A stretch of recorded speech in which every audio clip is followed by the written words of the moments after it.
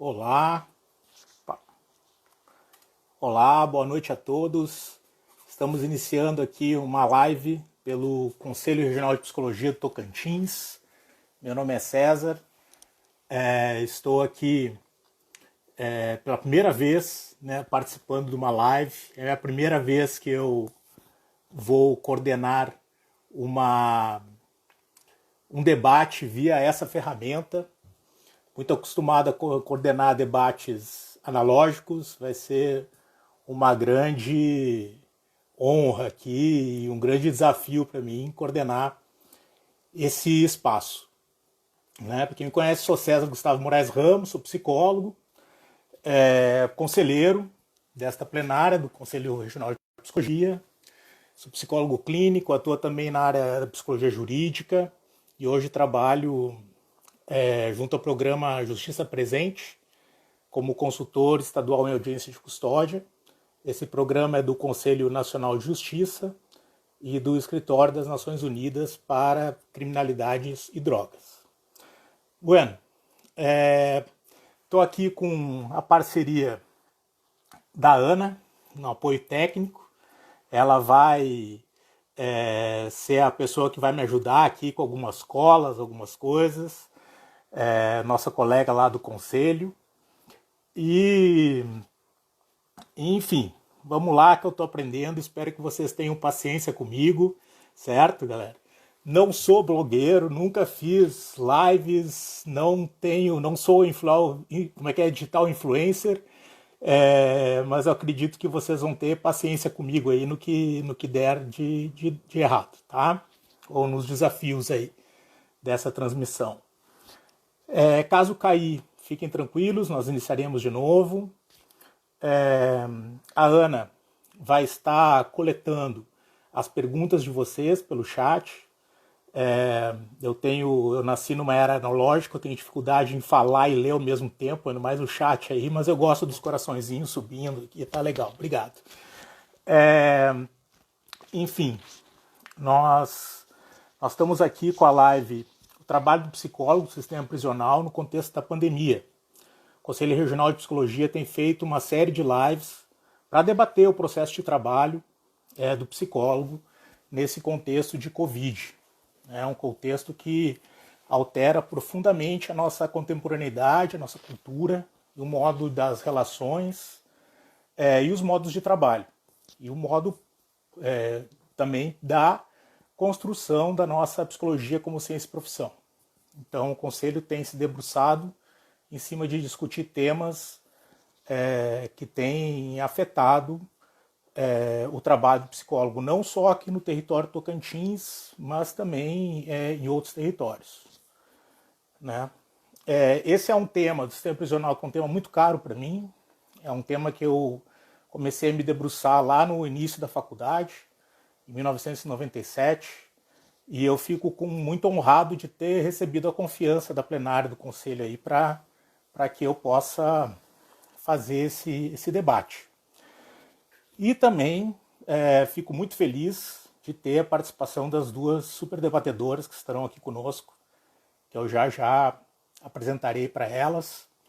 Como vocês sabem, aqui no Instagram, eu fiquei descobrindo isso hoje, aqui no Instagram a gente não consegue dividir uma live com muitas pessoas, então nós vamos ter que fazer umas partes meio segmentadas. Primeiro nós vamos falar com uma debatedora, ela vai fazer a exposição dela, depois a gente passa para outra debatedora, e durante esse tempo de exposição vocês podem ir botando as perguntas, as questões.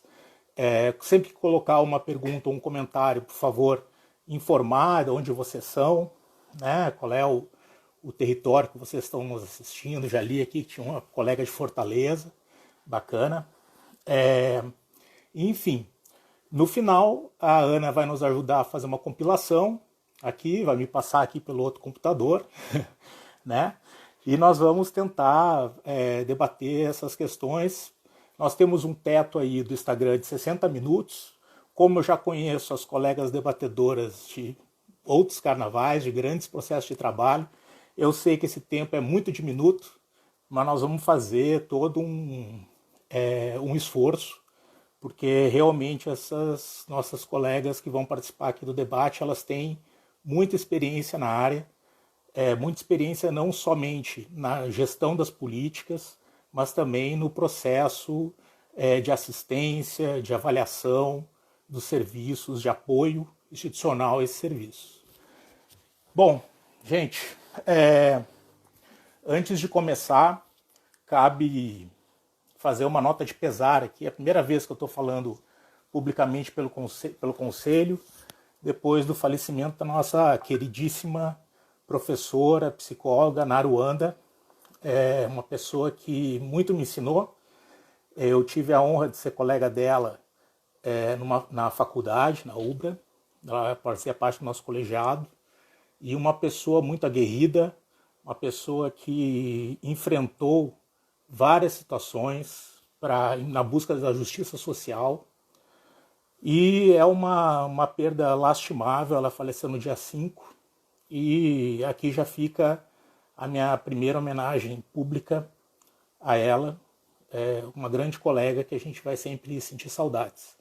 E vai continuar ao longo do tempo aprendendo os ensinamentos que ela nos fez, e que talvez pela nossa limitação da época a gente não tenha conseguido entender no momento e na velocidade que ela gostaria, talvez. Mas ela sempre foi muito sensível, muito humana, e com certeza a gente ainda vai levar esses ensinamentos para muito longe aí no decorrer do nosso percurso profissional. Bueno, mais uma nota de pesar, que é pelo falecimento de todos os servidores do SUS, médicos, enfermeiros, técnicos de enfermagem, sobretudo, que estão aí nessa luta pela saúde pública no maior contexto de desafios de uma saúde pública que a gente já pôde vivenciar. Fica também a nossa nota de pesar aos servidores do sistema prisional ou do sistema justiça, que também tiveram e têm se acometido das dificuldades inerentes da pandemia.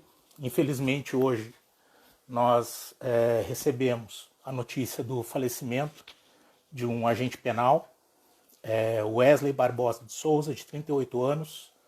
Ele faleceu em Araguaína, e segundo o portal G1, o Wesley era servidor desde 2011 na unidade penal de Arapoema.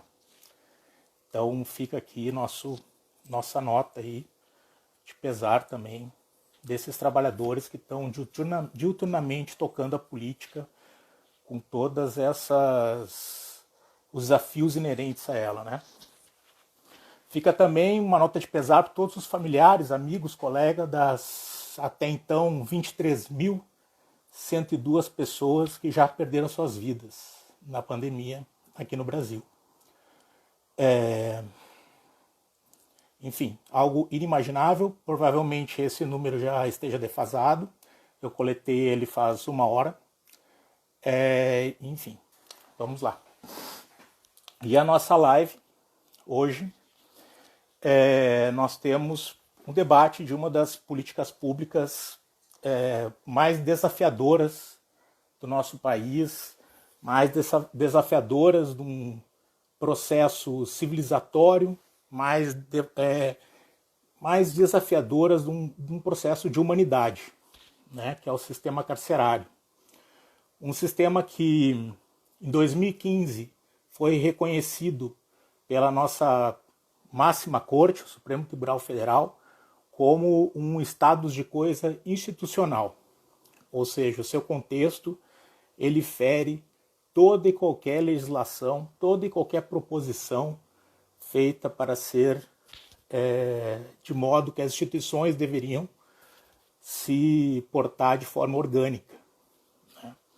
E nós sabemos que isso é resultado não só das pessoas que atuam diretamente no sistema, mas de toda uma cultura nacional que entende que esse estado de coisa institucional realmente deve ser assim. Isso é uma lástima, isso é algo que nós, profissionais da psicologia, temos lutado de forma muito aguerrida ao longo do sistema conselho nesses anos, um sistema que tem se posicionado muito na construção de que o psicólogo seja um ator efetivo da produção, promoção de saúde e da redução de danos dos impactos que esse sistema causa nas pessoas, né? Seja para elas servidores, familiares, presidiários, enfim. Vocês podem conferir no site do Conselho Federal, no site do CREPOP, as diversas portarias e referências técnicas para a atuação do psicólogo, certo? Quem ainda não teve contato com esses materiais, vocês podem colocar aí no Instagram, aí no chat, que a gente indica quais são, certo? Bueno, com muita alegria, temos aqui para debater conosco, eu vou apresentar primeiro as duas, Helena Rodrigues. Ela é uma grande colega de trabalho, psicóloga, mestre em gestão e tecnologia e inovação em saúde pelo Hospital Sírio-Libanês e atualmente é secretária executiva da Plataforma Brasileira sobre Drogas, que é uma entidade muito interessante, muito importante na política sobre drogas, muito importante nas pesquisas sobre drogas aqui no Brasil, e que quem não conhece vale a pena buscar. A Plataforma Brasileira de Política sobre Drogas é uma rede para atuação conjunta de organizações não governamentais, coletivos e especialistas de diversos campos de atuação que busca debater e promover políticas de drogas, fundamentadas nas garantias dos direitos humanos, na redução de danos produzidos pelo uso problemático de drogas e pela violência associada à ilegalidade de sua circulação. Quem ficou interessado, por favor, acesse pdpb.org.br. Tem também aí no Instagram, Plataforma Brasileira sobre Drogas. E também, com muita alegria, nós vamos ouvir e aprender com a colega Poliana Alves, que é formada em Direito pela PUC, possui especialização em Direito Penal Econômico Europeu pela Universidade de Coimbra e é Master pela Universidade Pierre Mendes France. Atualmente é coordenadora adjunta do eixo Promoção e Garantias de Direito para as Pessoas Presas e Egressas, pelo programa Justiça Presente do Conselho Nacional de Justiça e do PNUD. De imediato eu vou passar a palavra para a Helena, vou ver se eu não me atrapalho aqui na hora de passar, e aí nós vamos escutar ela durante uns 10 minutos, o tempo que ela tiver de fala não vai ser superior a 20, isso eu tenho certeza. Helena, pelo jeito, deu uma pausa aí, que deu pau em alguma coisa, não mexi em nada, provavelmente foi a internet. Vou tentar passar.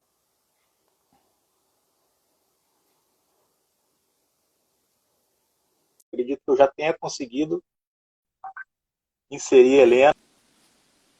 Oi, Helena! Olá, boa noite. Salve, salve. Salve, salve. Não estou lhe escutando. Não está me ouvindo? Não estou lhe ouvindo. Esse é um problema meu aqui. Deixa eu tirar melhor? Se é aí. Tá me ouvindo? Não estou conseguindo te escutar. Alô? Alô? Não sei o que está acontecendo. Vamos lá. Vai ter que ser em libras. Vamos tentar. Tá, realmente não sei se é só eu. Quem sabe vocês botam aí no chat, pessoal, se é só eu que estou tendo dificuldade. Aqui se ouve. Vocês estão me ouvindo? Cristina Villanova está me ouvindo. Estão ouvindo. Ei, Cris, que bom ter você aqui. Vocês estavam me ouvindo antes, né? Eu não fiquei todo esse tempo falando. Sim, estávamos ouvindo. Fiquei todo esse tempo falando sozinho aqui, né? Vamos lá. Testamos de novo? Tá me Acho ouvindo? que agora foi. Agora olha foi. Só, estava dando um pau aqui no meu superfone. Muito bem, Helena, muito obrigado. Boa noite. Valeu. Valeu você. Boa noite. Valeu muito pela parceria. Como é que tá aí em São Paulo? Tudo certo. Tudo certo. Maravilha. No sentido de estar com saúde, estar tendo a possibilidade de fazer o distanciamento social necessário aí para o momento. Mas vivemos um momento, acho que muito difícil para todos, né? Grandes desafios que a nossa geração talvez nunca tenha sonhado em passar. Com certeza. Né? Eu jamais imaginei. Apesar de eu ter vivido eu sempre ter sido muito fã dos mundos distópicos, ter vivido nos anos 80, acreditado que toda hora uma guerra nuclear ia acabar com a nossa vida, mas eu nunca imaginei que um vírus fosse causar esse impacto na cultura, né? Helena, você tem uma experiência grande aí, seja em consolidação de programas, em trabalho de ponta em saúde mental, em trabalho intersetorial, né, em avaliação de políticas públicas, seja pelo Ministério da Saúde, pelo Ministério da Justiça. Trabalhou também na UniODC, foi pioneira de um programa de atenção e garantia de direitos às pessoas nas audiências de custódia, São Paulo, no Fórum da Barra Funda. Como é que você vê a possibilidade de atuação do psicólogo num cenário que, no normal, pré-pandemia, já era um cenário de, vamos utilizar esse termo, estado de coisas inconstitucional?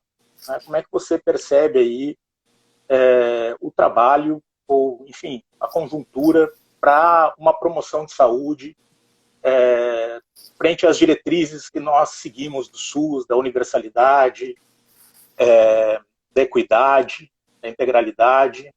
Né? Está com você a fala, ele. Legal, obrigada, César. Boa noite a todos aí que estão nos assistindo. Primeiro, queria agradecer o Conselho Regional de Psicologia do Tocantins pelo convite e pela oportunidade maravilhosa de poder compartilhar essa live com pessoas tão queridas como você e a Poliana. Boa noite, Poli. A gente não vai conseguir estar os três ao mesmo tempo, mas acho que ela deve estar aí nos assistindo. Beijo para você, Poliana. Bom, como você já me apresentou, né, César, eu não tenho uma experiência de atuação direta aí no sistema penitenciário fechado, né? Já tive algumas experiências no socioeducativo e nas audiências de custódia. Então, é importante destacar que eu vou fazer uma fala que traz essa perspectiva da atuação do psicólogo no âmbito das medidas cautelares, das penas alternativas e não do sistema fechado, né? Até porque, de fato, eu tenho uma esperança, uma expectativa de que a recomendação 62 de 2020 do Conselho Nacional de Justiça seja de fato cumprida, né, pelo sistema de justiça e pelos tribunais de justiça nos estados, e o trabalho do psicólogo nesse contexto esteja de fato voltado à reinserção social das pessoas, que eu espero que comecem a ser colocadas em liberdade, né, em decorrência aí dessa situação da pandemia no Brasil. Do contrário, eu acho que a atuação das psicólogas e psicólogos nesse contexto de sistema penitenciário, infelizmente, ele ficará voltado aí à contabilização de mortos, né? A gente sabe que o Brasil, né, não é novidade para ninguém, o Brasil é o terceiro país que mais encarcera no planeta, né, com uma taxa média de ocupação aí nas prisões de 166%, com estados com essa taxa bem superior ainda. E um quadro onde quase metade dessas pessoas são acusadas, estão presas, né, por acusações relacionadas ao tráfico de drogas.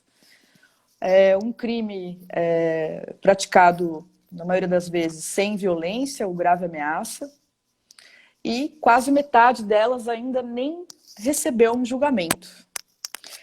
Bom, para quem não sabe, quem não é da área jurídica e quem não está acompanhando essas questões nesse contexto aí do sistema penitenciário, a recomendação 62 de 2020 do CNJ, ela sugere, né, aos tribunais de justiça, aos magistrados, a adoção de medidas preventivas e de medidas alternativas ao cárcere, né, como uma medida preventiva do contágio do coronavírus no sistema penitenciário, né?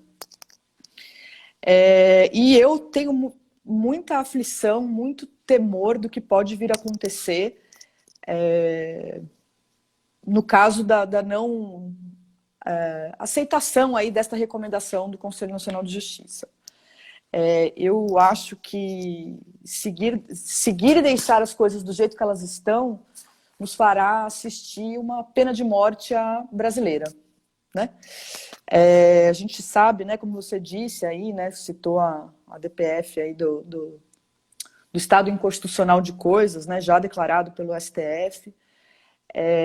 O que a gente sabe é que nas unidades prisionais não tem a possibilidade de você manter uma higiene adequada. Né, como eu já disse, é um ambiente superlotado. Você não tem como manter o distanciamento social das outras pessoas, né? O acesso a itens de higiene, o acesso à alimentação é restrito, né? E é importante destacar que sim, é dever do Estado que as políticas públicas de saúde nesse momento para prevenção e combate ao coronavírus contemplem também esta população. A gente está vivendo uma situação extraordinária, né, César? De extrema gravidade. E o que a gente encontra aí em todas as recomendações das próprias agências da ONU, né, o UNODC, a UNAIDS, a Organização Mundial de Saúde, elas têm nos alertado o tempo todo, nos explicitado de uma forma bem objetiva, que se o ambiente prisional não for inserido nas medidas de prevenção e combate ao Covid-19, as demais medidas que a gente está tomando na comunidade, elas também serão prejudicadas, né? Se nada for feito com relação a isso, provavelmente a gente vai ter um agravamento ainda maior da doença no país, a gente vai viver aí um período ainda maior de ter que estar em distanciamento social, enfim, toda essa realidade que Ou a gente seja, tem né, hoje. Helena, aquele imaginário que foi construído, inclusive, na ontologia dessa instituição, né, do sistema carcerário, de que isso é algo à parte da sociedade, né, ele, com a questão da pandemia, ele cai completamente por terra, né? Já nas questões, por exemplo, da tuberculose, já se sabia disso, né? A tuberculose, por exemplo, ela tem uma prevalência muito maior no sistema carcerário, ela não vai atuar somente, o bacilo não respeita a grade, não respeita o uniforme, né? Então, quer dizer, ele está sendo produzido naquele ambiente, e daquele ambiente as pessoas que circundam aquele ambiente vão levar para outro. Exato. E a pandemia radicalizou isso, né? A pandemia radicalizou essa concretude de que, apesar dos muros, apesar das grades, apesar da invisibilidade social, isso é nosso, faz parte, está conosco. Né? Sim. Acho que a pandemia ela transborda, né, César, uma série de coisas que já não estavam certas, né? Um exemplo disso é a própria lei de drogas. Né? Não é possível a gente manter essa situação de uma política de drogas, que é uma política de guerra a pessoas, né? Desse encarceramento louco, né? Super encarceramento, num contexto como esse. Né? Ela pega essas coisas que eram tão naturalizadas na nossa sociedade e fala, opa, não funciona. E eu acho que assim, nós psicólogos, a gente tem uma obrigação aí, né, ética inclusive, acho que a gente não pode compactuar com essas políticas potencialmente genocidas, né? Como, por exemplo, as soluções que têm sido apresentadas pelo governo federal para lidar com a situação da pandemia no sistema penitenciário, né? A coisa dos containers, né, para isolamento e distanciamento das pessoas contaminadas ou de grupos com maior vulnerabilidade à doença, enfim, são medidas novamente violadoras. Né? Então, acho que é fundamental a gente ter consciência de que não é possível nós, psicólogos, compactuarmos com uma situação como essa. A gente vive aí um momento que é fundamental, né, que a gente precisa entender que a liberdade é uma questão de saúde pública, né? A liberdade tem que ser vista como uma questão de saúde pública nesse contexto. Essa, aliás, tem sido tema de uma campanha que a gente está promovendo pela Plataforma Brasileira de Política de Drogas. Aproveito aí, inclusive, para convidar as pessoas que estão nos assistindo a curtir aí nossas páginas no Instagram, no Facebook, para acompanhar. Toda semana sai novidade, de 15 em 15 dias a gente tem feito webinários de maneira indireta, direta ou indireta, se relaciona aí com esse tema. Enfim, passado o jabá seguindo aqui Não, mas é isso aí, tem muito material interessante na plataforma. A revista Platô é uma revista que instrumentaliza muito essa discussão. Sim. Né, e é importante para nós, psicólogos mesmo, e é um material feito com apesar do rigor acadêmico, ele é feito com uma linguagem muito acessível. Sim. Então, para psicólogos que se veem meio afetos à discussão da política de drogas, é importante buscar, porque é uma referência muito segura para nós.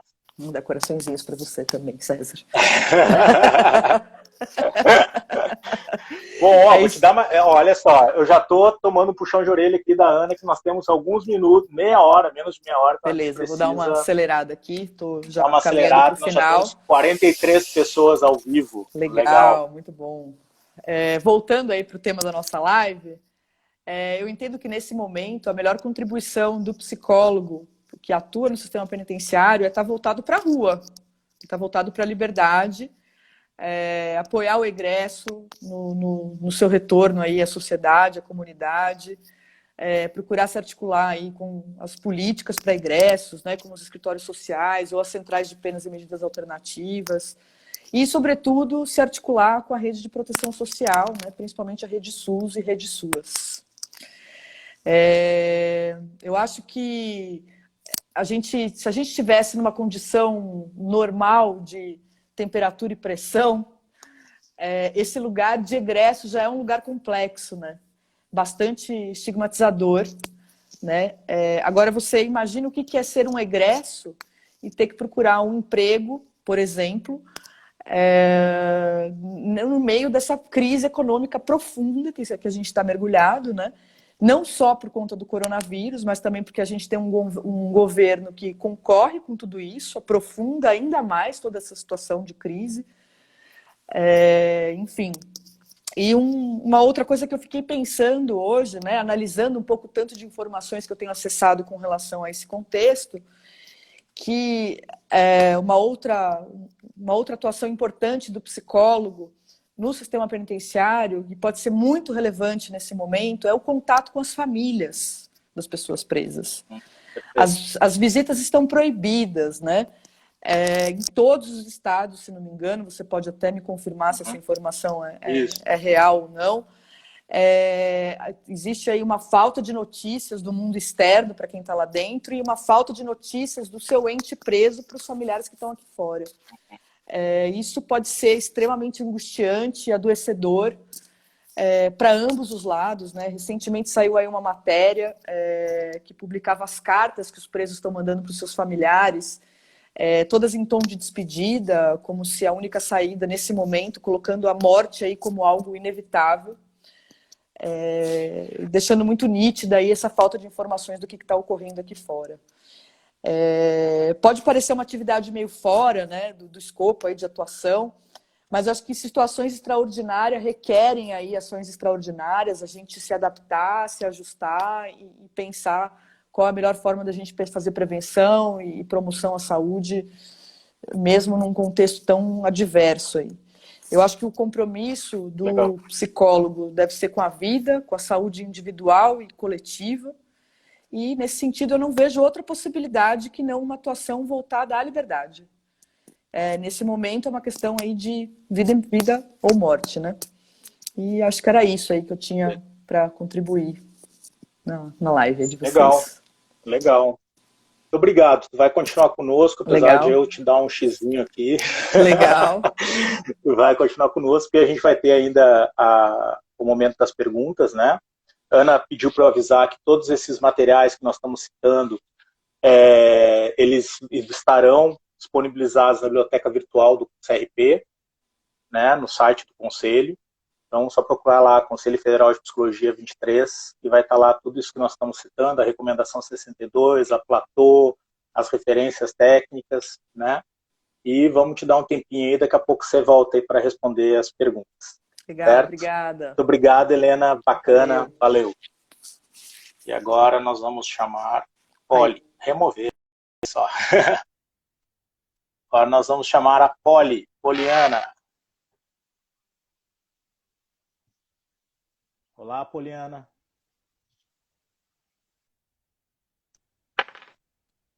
Oi, Poliana. Olá, boa noite, Oi, boa César, noite. como você tá? Legal, tudo bem. Muito obrigado pela sua participação. Imagina, é um muito legal prazer ter você aqui junto com a Helena para nos apoiar aí nesse debate aqui pelo Conselho Regional de Psicologia. Né? Só recordando para quem não conhece a Poliana, ela é formada em Direito, está trabalhando num eixo fundamental de alta complexidade do Programa Justiça Presente do Conselho Nacional de Justiça, que é a promoção e garantia do direito das pessoas presas em privação de liberdade dos egressos. Né? Então, muito desses dispositivos que a Helena citou, como o escritório social, são dispositivos aí que a Poliana está diuturnamente implantando aí pelos estados no Brasil. Né? E a fala da Helena tem muito a ver com essa perspectiva, né, de criar ferramentas onde o trabalho da equipe psicossocial ele não é um trabalho voltado somente num momento como esse, ou principalmente num momento como esse, reduzir os danos do impacto da pandemia, sejam eles orgânicos, né, no estrito, no lato sensu da palavra, ou também no contexto de saúde mental. Né? E aí eu queria te ouvir, Poliana, você tem uma experiência grande aí de avaliação de política pública na área do sistema prisional, você conhece muitas unidades prisionais pelo país, já trabalhou em órgãos internacionais sobre isso. E como é que você vê esse impacto da pandemia para dentro do sistema? Aquilo que o sistema já tinha seus desafios, sua complexidade, uma complexidade muito grande em você produzir saúde para dentro do sistema. Né? A gente sabe que o SUS ele foi de modo tardio a conseguir efetivamente entrar com as suas políticas para dentro do sistema carcerário, que isso ainda é um desafio, né? Mesmo com a política nacional de saúde para a pessoa privada de liberdade, a gente ainda tem uma série de desafios aí para conseguir implantar. Como é que você vê essa relação saúde e sistema prisional nesse contexto da pandemia? Não, perfeito. Bom, primeiro eu queria agradecer ao Conselho Regional de Psicologia, aí de Tocantins. Está sendo um prazer estar conversando sobre um tema também tão importante para mim, que é saúde prisional. É um prazer também estar aqui dividindo essa tela, que é uma coisa nova também, e estou meio perdida, mas é um prazer estar dividindo com você e uma alegria também estar dividindo com a Helena. É um prazer e uma honra vir depois dela e estar aqui com você. Mas eu acho que respondendo assim, para começar a nossa conversa e o nosso debate sobre saúde prisional, César, é inegável pensar que o Covid traz para a pauta, assim. Acho que para quem milita, quem é da área, a saúde prisional sempre esteve em foco. Sempre foi uma questão, né, há mais de 20 anos que a gente milita e quer levar, né, a questão de universalidade do SUS para dentro do sistema. E como você bem coloca, isso acabou sendo um pouco tardio, né, assim, mas eu acho que a Covid-19, ela traz essa pauta de saúde prisional para uma pauta e para uma agenda de todos, né, exatamente porque a partir do momento, né, como a Helena bem fala, que a questão de saúde nesse momento é uma questão de saúde pública, né? Então as pessoas privadas de liberdade também não só devem ser a elas garantidas esse acesso, mas também nesse momento o não acesso, né? Assim, os problemas que a gente já enfrenta acaba trazendo e pode trazer impactos para toda a população, para toda aquela comunidade, né? Não só mais para aquele locus fechado, como você muito bem colocou inicialmente, que era, né, esse imaginário, que é um imaginário totalmente simplista, né, de que as unidades prisionais elas estão além, fora da comunidade, né? Então, acho que ela traz para a pauta, e acho que vale a gente lembrar um pouquinho do porquê que a gente fala que essa entrada do SUS foi tardia, assim, né? A gente tem o SUS, que é uma luta, né? E todos nós, acho que nesse momento devemos, né, militar ainda mais por ele, né? Nesse momento tão difícil de políticas públicas e nessas políticas quase todas que estão sendo feitas e destruídas praticamente, né? Assim, então, acho que é importante pensar que ainda assim no SUS, que sempre foi uma inovação, quando a gente compara o sistema de saúde de muitos lugares, o sistema de saúde realmente entrou dentro das unidades prisionais, né, em 2013. Então, a gente chama que até uma entrada recente, como você bem coloca, tardia. Obviamente, antes disso, a gente tinha a questão de saúde, né, assim, os planos de saúde prisional existem desde 2003, e eles eram feitos entre o Ministério da Justiça e o Ministério da Saúde, mas o SUS, efetivamente, tornando aquela unidade uma unidade básica de saúde, ou seja, né, ali com referenciamento, contra-referenciamento, articulada com a rede, a gente começa a ter isso, né, só a partir de 2013. E, infelizmente, a gente não tem uma cobertura total dos serviços nas unidades prisionais. O que isso quer dizer, né? Quer dizer que a gente não tem todas as unidades prisionais com equipes adequadas de saúde.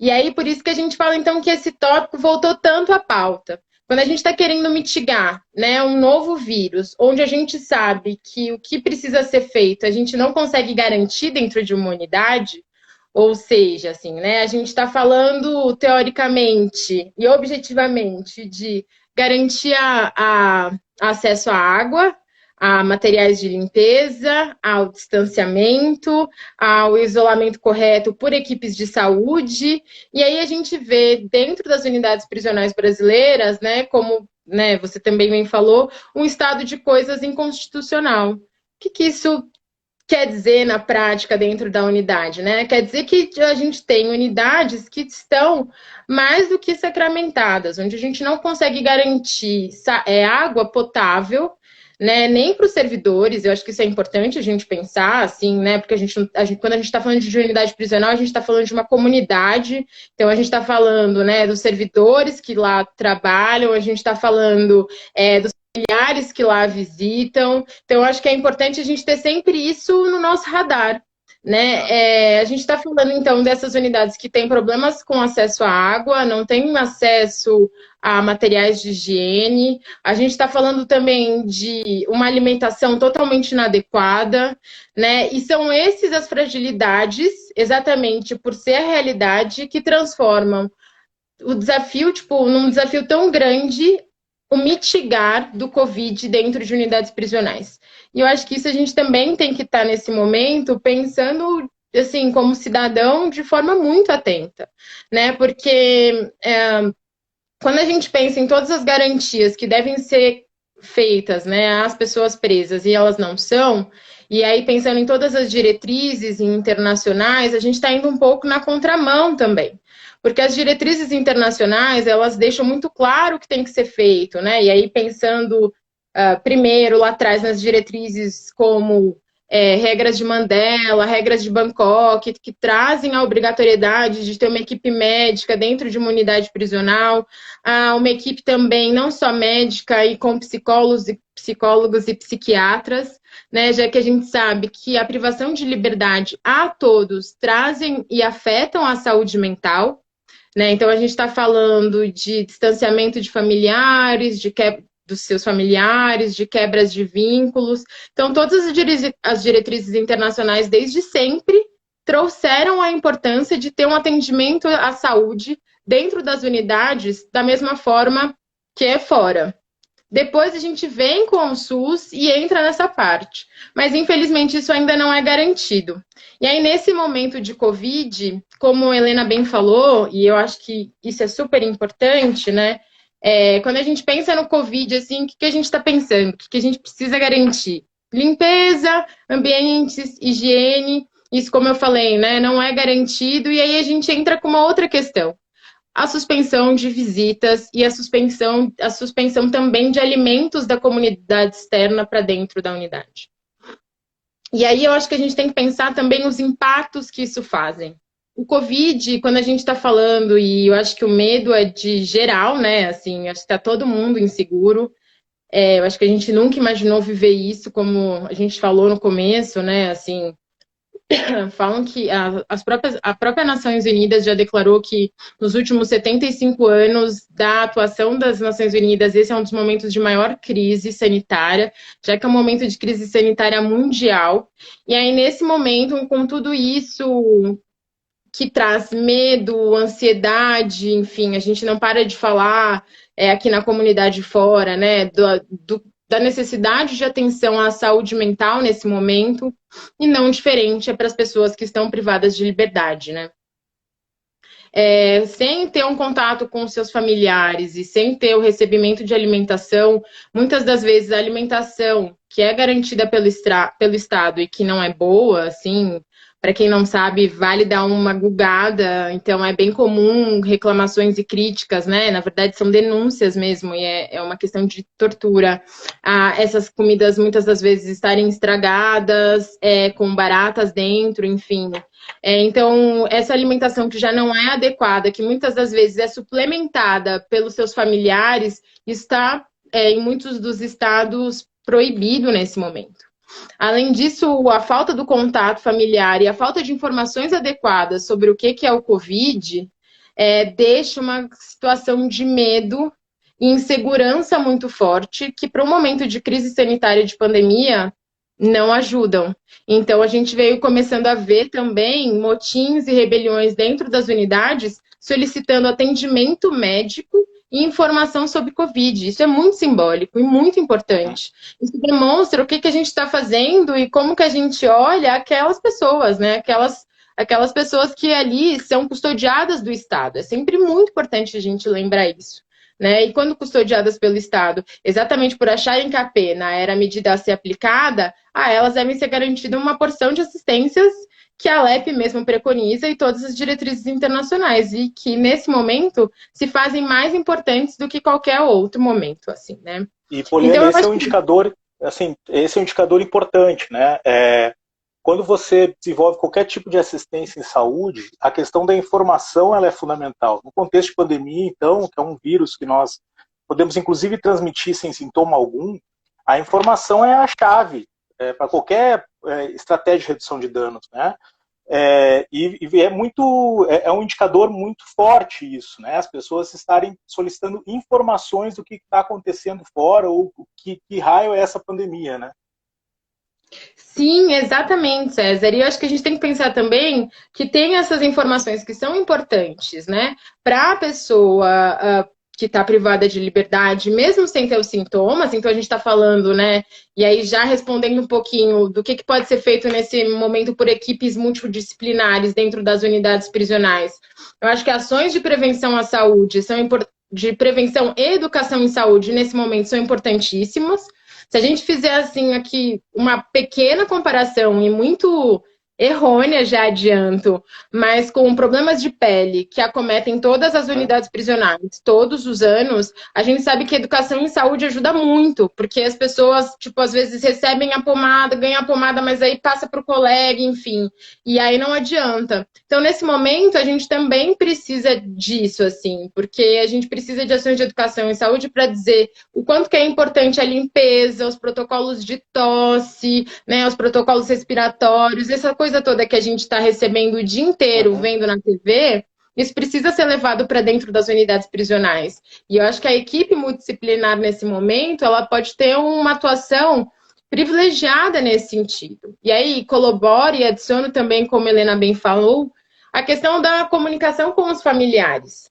Né? Assim, esse momento deixa tudo mais inseguro. E imagina você estar com uma pessoa presa que você nem sabe o que está acontecendo com ela, né? Então, fazer essa ponte é mais do que importante. Acho que vale dizer que as diretrizes internacionais todas de Covid e privação de liberdade trazem que não devem ser suspensos todos os meios de comunicação com o mundo exterior.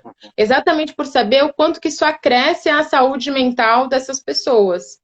E, na verdade, todas essas diretrizes, né, das Nações Unidas, de Comitê Internacional da Cruz Vermelha, enfim, todos os organismos internacionais trazem a possibilidade desse momento ser mais, assim, ser crucial o aumento de atendimento à saúde mental dessas pessoas. Exatamente pelo que a pandemia traz, né? E aí a gente tem que pensar também naqueles públicos que não recebem visitas e que têm uma vulnerabilidade acrescida nesse sistema, né? Então são a população LGBT, mulheres trans, por exemplo, que estão fazendo hormonioterapia. Então esses tratamentos que já estavam fazendo, né, sendo utilizados, assim, já estavam rolando, tem que continuar, assim, e quando possível aumentar exatamente. Então eu acho que as equipes multidisciplinares, nesse momento, elas têm um papel muito importante. Eu os vejo nesse momento, acho que sempre vejo as equipes multidisciplinares dentro das unidades como fundamentais. Eu acho que nesse momento o papel ainda fica mais claro, porque elas podem, além de ter um olhar atento à saúde mental dessas pessoas, fazer essa comunicação com o mundo exterior e garantir também, como a Helena bem coloca, esses procedimentos de soltura. Inclusive, com essa sensibilidade de já fazer articulação com a rede para essa saída ser mais qualificada. A gente sabe também que a saída nesse momento, a saída sempre da população de uma unidade prisional é muito complexa. Não acaba ali o desafio, só começa, né? Não é raro, às vezes, que não tem dinheiro para... Não consegue entrar num ônibus, não consegue o dinheiro para comer. E aí, assim, muito menos ter uma máscara nesse momento, né? Porque quase todos os locais já estão virando obrigatório. Então, acho que essas são as frentes, assim, que nesse momento a equipe multidisciplinar pode muito apoiar a população que está privada de liberdade, assim, além da população que está sendo... Legal, Poliana. Você traz essa questão para mim que é muito importante, assim, quando por a gente estar com essa possibilidade, né, de receber informações, de estar conectado com as notícias mundiais, a gente acaba centralizando, e lógico, essa é a questão de toda a pandemia, a gente acaba centralizando a temática Covid na temática da saúde, né? Mas todas aquelas outras, a Covid só se soma a todas aquelas outras dificuldades inerentes ao sistema que já existia, tuberculose, saúde mental, dermatites, né? Tudo isso se soma, né? A dificuldade de um tratamento de hipertensão, de diabetes, e o esforço que as equipes fazem para tentar prover isso dentro do ambiente que a gente sabe que mais agrava isso, né? Então o papel agora ele se sobrepõe, né? E ao mesmo tempo com muitas equipes sendo parte da atenção básica do SUS, sendo parte do município, isso acaba sobrecarregando também o processo de trabalho natural, que não é só o processo de trabalho dessa equipe dentro do sistema prisional, né? Então, as unidades hoje que têm uma equipe específica, elas normalmente são unidades mais populosas, mas são unidades que ainda você consegue concentrar um processo de trabalho mais organizado para isso. Agora, as que estão no território distrito, na relação com o município, isso se agrava muito, né? E as que têm, as equipes que têm, por exemplo, um NASF, agora mudou o nome, né? Mas um NASF apoiando, e discutindo esse trabalho, né, de educação em saúde, não só para o detento, mas sobretudo na proteção dos servidores, né, porque a gente sabe que o impacto de um vírus dessa magnitude dentro de uma unidade prisional, ela não vai se reservar tão somente aos detentos, né? A gente sabe que esse impacto vai se reverberar na família do servidor, né? Então, sim, isso é uma preocupação muito grande que, dependendo do viés ideológico, isso não é percebido. Não é percebido que quanto mais você investe em saúde e condições no sistema prisional, você está valorizando o servidor que está lá dentro. E quanto mais você opta por manter um estado de coisas masmorra, né, aquela leitura da masmorra que a gente encontra em muitas unidades, em todo o país, mais você está sacramentando ainda mais um servidor que faz uma função essencial para a nossa sociedade, né? Então, acho que esse é uma pegada que a gente precisa ter esse olhar aí a partir da pandemia, que o incremento em cuidados e saúde no sistema carcerário não é algo estrito, um fim a uma pessoa que cometeu um dano e está cumprindo uma pena. Não, ela está inserida na sociedade, querendo ou não, e a precarização daquele ambiente é a precarização de trabalho do servidor. Né? Sim. Poliana, a gente está com tempo. A gente está com um tempo super apertado. Eu queria te agradecer muito. Eu não sei se vai dar tempo para pergunta. A Ana já escreveu um monte de coisa aqui para mim que eu nem consegui ler. Desculpa, gente, eu não consigo mascar chiclete e subir escada ao mesmo tempo. Homem tem essas dificuldades. Então, assim, muitas perguntas sobre audiência de custódia para Helena, enfim. Nós vamos gravar essa live, então se você está vendo agora e acha que legal, gostaria que fulano visse, meu amigo, meu colega de trabalho, por favor indique para que ele veja. Poliana, muito obrigado. Genial, quero te agradecer muito. Eu sei o quanto que você está com atividades aí, você, Helena, esse contexto de pandemia aumentou muito o nosso processo de trabalho, e eu quero te agradecer demais, porque nós temos o privilégio de poder trabalhar em casa. Diversos profissionais não têm esse privilégio, mas a gente trabalhando em casa, a gente sente o impacto no nosso organismo dessa coisa de estar sempre no meio digital. Né? Alguns organismos parece que se desenvolveram mais para isso, outros menos. Eu sou dos menos. Né? Então, assim, a gente sabe quanto que uma hora dessa de atenção numa live, de conversar, e o quanto que isso é impactante quando a gente já vem fazendo isso 8 horas por dia. Quero te agradecer muito, né? É uma alegria muito grande. Espero que essa pandemia passe logo para ter você de volta aqui no Tocantins, nos apoiando no nosso trabalho aí, como sempre você nos apoia. Tá? Obrigado. Sim, prazer, Mariana te mandou um beijo também. Eu também mandando um beijo para vocês. É um prazerzaço. Depois a gente se despede mais. E só lembrar também a última coisa super rápida, que é importante, como quando a gente pensa no servidor, também pensar a saúde mental desse servidor que está lá dentro.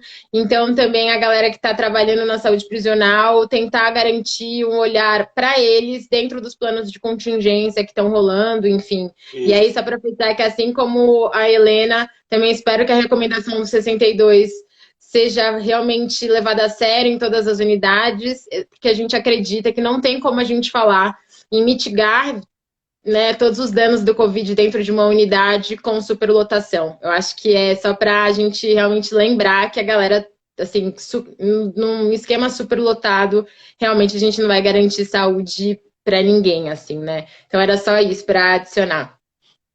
Legal. Obrigadão, Poliana. Tchau.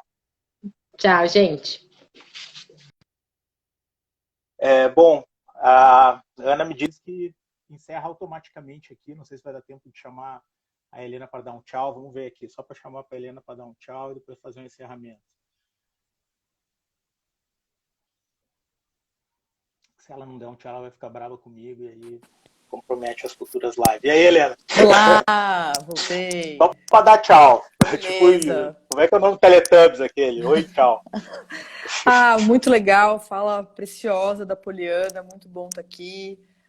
Obrigado aí, Conselho Regional de Psicologia do Tocantins. Obrigada, César, pelo convite e pela oportunidade aí de poder debater e refletir sobre um tema tão relevante. Legal. Obrigadão. Muito obrigado, grande companheira de trabalho. Espero que passe logo para a gente poder se encontrar pessoalmente. Também espero, né? Querido. Poder continuar aí na luta aí para que passe esse estado de coisa constitucional, né? Sim. Que a gente consiga cada vez mais trazer um pouco de dignidade para essas pessoas e reduzir o impacto e cada vez mais lutar pela liberdade. Sim, fundamental. Acima de um compromisso pessoal, é um compromisso profissional também, né? Tá no nosso código de ética. Sim. Né? E nós tivemos psicólogos ferrenhos que lutaram dentro do Sistema Conselho de Psicologia, que lutaram durante períodos muito difíceis no nosso país. E a gente, como essa geração, nós temos essa missão aí de dar continuidade a isso, né? Com certeza. E encarar esses desafios aí impensáveis até pouco tempo atrás, né? Helena, vieram muitas perguntas sobre a questão da audiência de custódia, não vai dar para tu responder aqui, né? Vamos ver se a gente encaminha isso. Se quiserem como é me que nós vamos fazer, mandar, mas eu muita respondo por perguntando. escrito. Legal, ó, também tem aqui, ó, Zé Rodrigues, né? Zelena Rodrigues, que é Rodrigues, o tudo teu. junto, O isso. pessoal clica aí, te adiciona, bate um papo contigo. Muita pergunta assim sobre o trabalho das equipes psicossociais e audiência de custódia nesse cenário, né, onde a recomendação 62 suspendeu as audiências de custódia. Tem uma série de estratégias sendo criadas aí no país. Procurem os consultores estaduais em audiência de custódia, procure o programa Justiça Presente no seu território, e tem muita estratégia legal aí sendo utilizada, e essas equipes estão sendo muito importantes, mesmo sem efetivação, mesmo nesse período de exceção da suspensão das audiências de custódia, elas estão sendo muito importantes para organizar todo o sistema prisional, né? Para quem gosta, se interessa por política prisional, por criminologia, é fundamental ler a recomendação 62 do CNJ, de março, se não me engano é 17 de março. É só você escrever recomendação 62 do CNJ no Google, que vai aparecer, e também lá olhar no na link nossa da biblioteca, que plataforma, ela vai estar lá. Lá na página da plataforma também tem o link direto para recomendação, lá na página da campanha, também dá uma explicada nisso e direciona aí para a página da resolução. Bacana. Também.